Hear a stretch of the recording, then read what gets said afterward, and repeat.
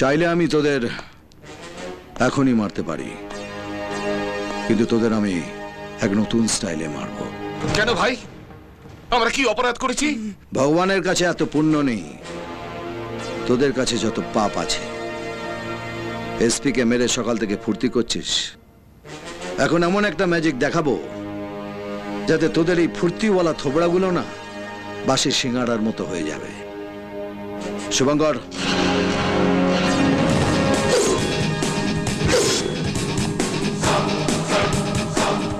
না, আমার ছোঁয়ায় লোকে বেঁচে যায়, আর একে তো আমি রক্ত দিয়েছি।